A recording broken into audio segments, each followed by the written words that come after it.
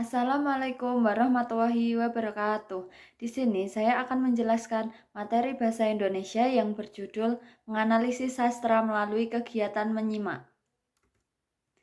Pengertian cerita rakyat. Cerita rakyat merupakan cerita yang berasal dari masyarakat yang berkembang dalam masyarakat pada masa lampau, yang menjadi ciri khas di setiap bangsa yang mempunyai kultur budaya yang beraneka ragam, yang cukup kekayaan budaya dan sejarah yang dimiliki masing-masing bangsa. Pada umumnya, cerita rakyat ini mengisahkan mengenai suatu kejadian di suatu tempat atau asal-muasal suatu tempat. Tokoh-tokoh yang dimunculkan dalam cerita rakyat umumnya diwujudkan dalam bentuk binatang, manusia, dan dewa.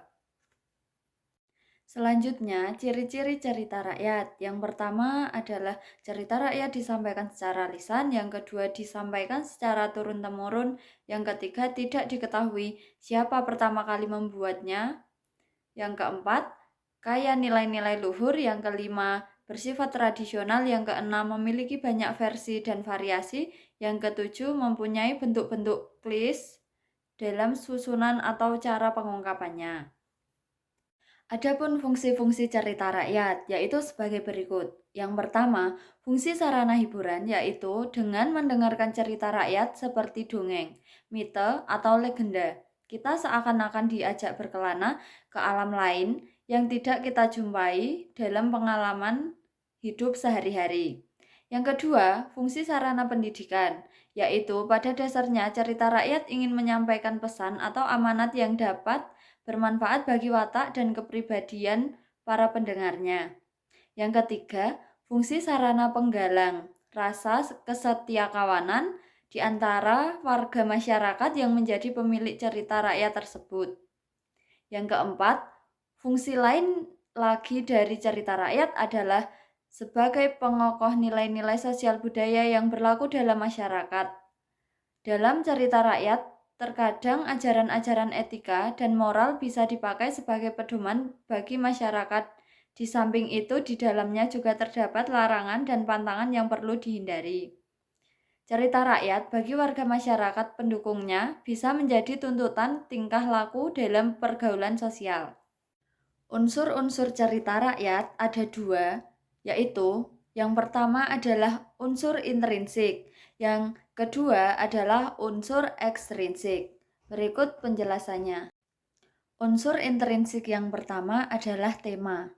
Tema adalah pokok pikiran yang dipakai sebagai dasar pengarang, pokok pikiran pengarang, ide pokok permasalahan. Yang kedua, alur. Alur adalah jalannya cerita, rangkaian peristiwa yang membentuk cerita dengan dasar hubungan sebab akibat. Pada umumnya, alur ada 3 macam, yaitu yang pertama, alur maju merupakan peristiwa-peristiwa yang disajikan secara berurutan dari peristiwa pertama ke peristiwa selanjutnya. Yang kedua, alur mundur merupakan peristiwa yang diceritakan kembali. Yang ketiga, alur gabungan atau zigzag merupakan gabungan dari alur maju dan alur mundur. Unsur intrinsik yang ketiga adalah latar. Latar adalah latar keterangan tentang tempat, waktu, dan suasana. Tempat atau waktu terjadinya peristiwa.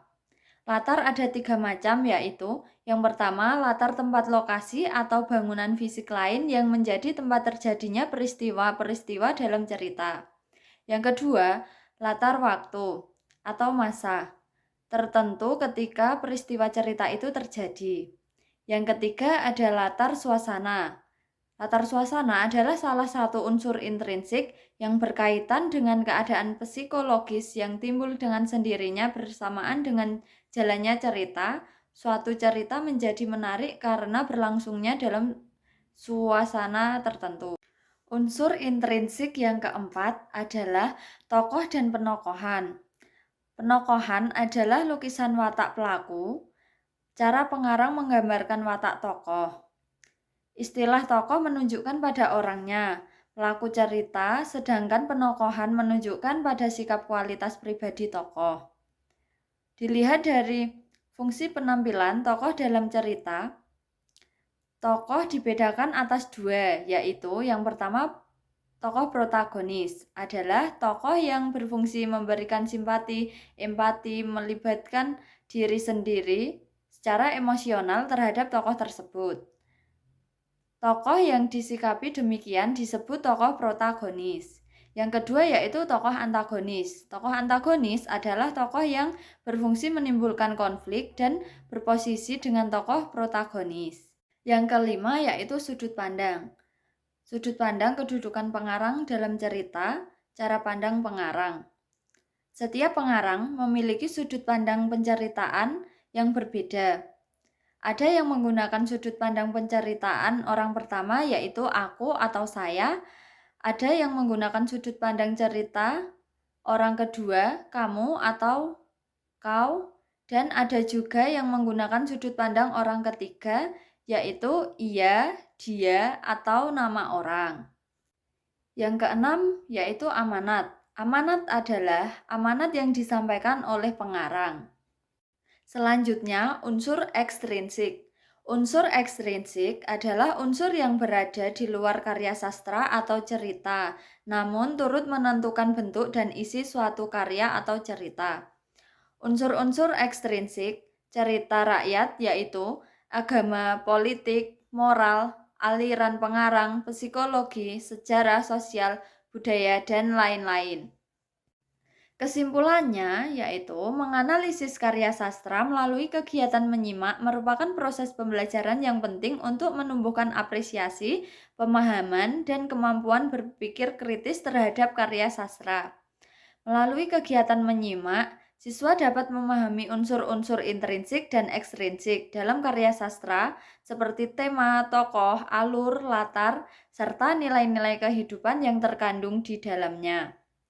Kegiatan ini juga melatih keterampilan berbahasa, daya tangkap, serta kepekaan terhadap penggunaan bahasa sastra secara estetik. Dengan demikian, menyimak bukan hanya kegiatan pasif, melainkan sarana aktif untuk memperkaya wawasan sastra dan membentuk karakter pembaca yang kritis dan apresiatif.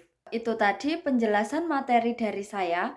Kurang lebihnya mohon maaf. Wassalamualaikum warahmatullahi wabarakatuh.